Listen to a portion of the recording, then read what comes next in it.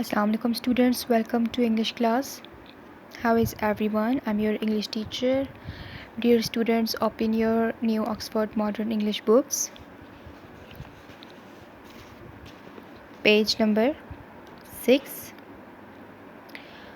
Okay students, today we will discuss this part of our lesson, of our exercise, working with words. Use the following words and phrases from the passage in sentences of your own. These are some words and phrases,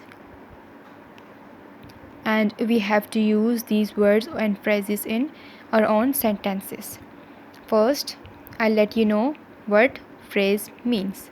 Phrase is a group of words. Group of words होते हैं that does not make a complete sense. That does not make a complete sense. यानी कि हमारे पास group of words होते हैं जिसका कोई sense नहीं होता, जिसका कोई कंप्लीट मीनिंग नहीं होता. ठीक है, जैसे हमारे पास है स्टेप्ड आउट. ये 2 वर्ड्स हैं लेकिन इसका एक कंप्लीट सेंस नहीं बन रहा. जिस तरह एक सेंटेंस होता है, कंप्लीट सेंटेंस होता है, एक कंप्लीट स्टेटमेंट होता है. ठीक है, उसको अगर हम रीड करते हैं तो उसका कंप्लीट मीनिंग हमें पता चलता है, उसका हमें समझ आती है. ठीक है, लेकिन फ्रेजेस हमारे पास सेंटेंस में भी वर्ड्स होते हैं लेकिन फ्रेज़ में भी वर्ड्स होते हैं, लेकिन वो कंप्लीट एक सेंटेंस नहीं होता. ठीक है ना, ये सिर्फ ग्रुप ऑफ वर्ड्स होते हैं, पूरा स्टेटमेंट नहीं होता फ्रेज़. ठीक है, तो फ्रेज़ क्या होते हैं? Group of words that does not make a complete sense. अब यहाँ पर हमारे पास कुछ वर्ड्स और कुछ फ्रेजेस गिवन हैं, इनके हमने सेंटेंस बनाने हैं. फर्स्ट हमारे पास है स्टेप्ड आउट. ये सारे वर्ड्स और फ्रेजेस आपके लेसन फर्स्ट यूनिट जो है, आपका फर्स्ट लेसन जो है, उसी में से लिए गए हैं.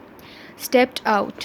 स्टेप्ड आउट का हमारे पास जो सेंटेंस बनता है वो है ही stepped out of his room.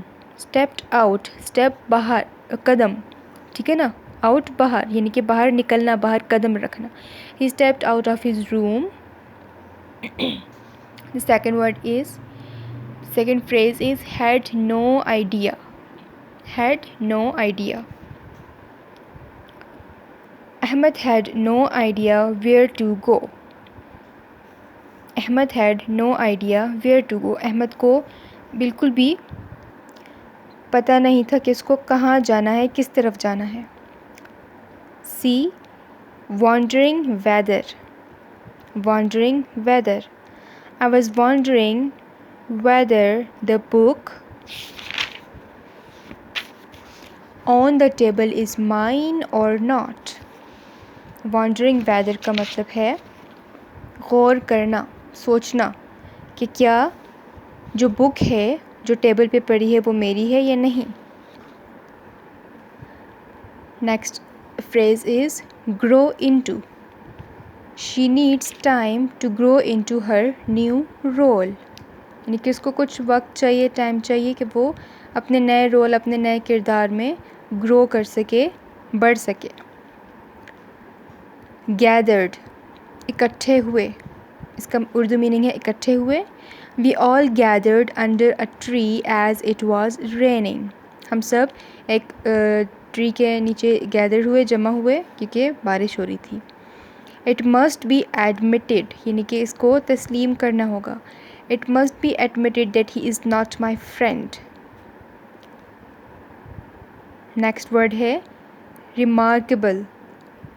सारा has a remarkable bird. Remarkable का मीनिंग आपको पता है. The next phrase is you can be sure. You can be sure that he studied well. And the last word is politely. Politely. Everyone must talk politely.